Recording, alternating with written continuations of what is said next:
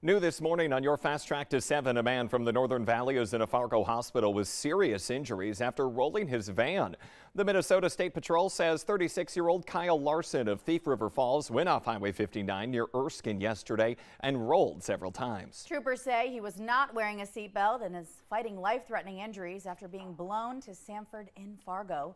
The State Patrol says the crash happened on an icy, snowy road. A reminder to be cautious as we head right on over. Oh, no, just kidding. We're going to check some travel maps for you in just a few minutes. But first, we're checking in with meteorologist Lisa Green. Hey. Good morning on this first alert weather day. We've got blowing snow being our biggest issue here for today. Some light snow falling, but it's that wind that's picking up any snow that we've accumulated over the last week. And then on top of that, any snow that's falling. So visibility is going to be down. We may have some drifting on the roadways that leads to more slick spots, or you might run into one of those drifts happening here this morning and into the afternoon as well.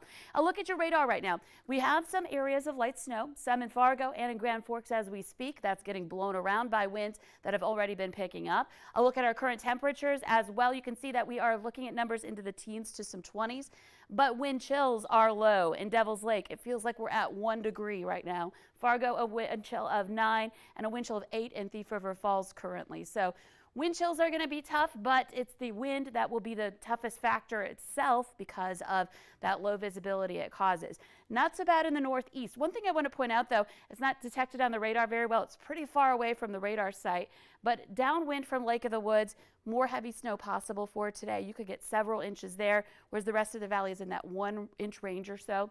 And check out our wind gusts, already picking up into some 20s out of the northwest. In the north, Jamestown, Oaks, not showing right now, but we have had some gusts in the 30s there. And Fargo, only at 14 miles per hour, so it just kind of gets worse from here on out. So morning commute, tough, but the afternoon and evening commute could end up being quite more tough, or conditions may get a little bit more dicey during that time, especially once that sun sets again for tonight. We'll have that strong wind, the blowing snow, and it's always a little tougher to see at night with that blowing snow combo. And then heading into the day tomorrow, we're going to be pretty cold in the morning to start, and we may see another round of this into tomorrow. So just want to give you that heads up on your Friday evening. Watch out for more wind and more snow falling.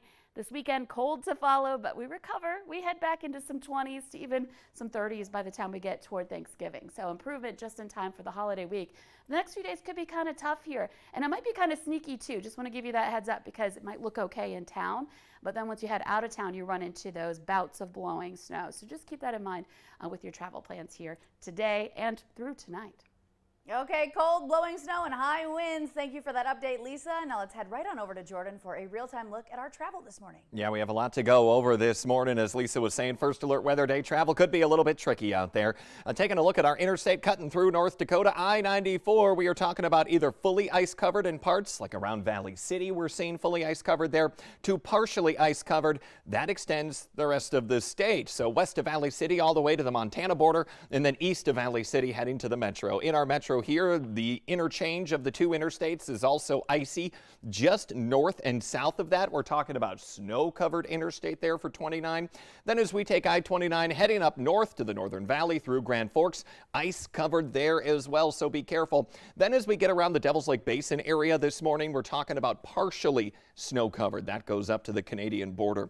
And then as we look south of I-94, those counties are dealing with partially ice-covered to partially snow-covered. Kind of a mix there depending on where you are. I-29 heading south through Richland County is seeing fully snow-covered, partially ice-covered, and partially snow-covered depending on where you are in that county. So you need to make sure you're watching out. On our Minnesota side of things, basically every single road that we are watching here is either partially to fully covered with snow. Looks like we have 2 incidents that are even popping up on our map right here. I just want to zoom in and find out what is going on. We have a vehicle that has spun out just north of Winger, Minnesota this morning, so something to be careful on in that neck of the woods. And there's even another crash that happened close to that. Let's zoom back out here so we can see the rest of our area now this morning. We're also getting word that the interstate I-94 is having some issues here this morning. We have 8 incidents that are currently happening around the Ashby-Barrett area just past Elbow Lake and northwest of Alexandria. 8 total different crashes on the interstate in that area right now, so we need to be careful. As we look at our interstate closer to the metro, though, partially snow covered. And then as we look at Highway 75 heading south of the metro as well, we're looking at fully snow covered there. Highway 10 fully covered all the way from Moorhead to Wadena. So no matter where you are, be careful on the roads this morning. Ashlyn? Yeah, a lot to be mindful of. Thank you for that closer look. New this morning, one man facing several charges after police say he broke into a home in northern North Dakota. Rolette County Sheriff's deputies were called for a burglary yesterday and found 2 people rummaging through a house. They arrested Jason LaRock for burglary, theft of property, and hindering law enforcement. One woman was also arrested but has not yet been formally charged. A man is in jail accused in a stabbing at a northern Minnesota bar. 35-year-old Anthony Gant is charged with assault causing great bodily harm. Now, police believe he stabbed a man inside the Izzy's Lounge and Grill on Saturday after the two exchanged words. No word on information released on that victim's condition. And we're jumping outside now for a live look from downtown Fargo. Demolition underway currently, about to begin right around 7 o'clock this morning. This is the Fargo Moorhead Community Theater site. It's on the east side of Island Park. The wrecking ball and bulldozer moved in Tuesday and is taking down the 55-year-old building that shut down suddenly. It was 3 years ago when roof beams in the ceiling failed during a performance. Fargo Parks officials are clearing that site. No word yet on what will go in the spot. One idea that's being thrown around is an outdoor venue. But some cold work for those folks out there this morning. Absolutely. Hopefully they're bundled up. And hey, hopefully you guys at home are as well. Stay safe. We just had a lot of those incidents pop up, so thank you for a real-time look at that. Take care, everybody. See you tomorrow.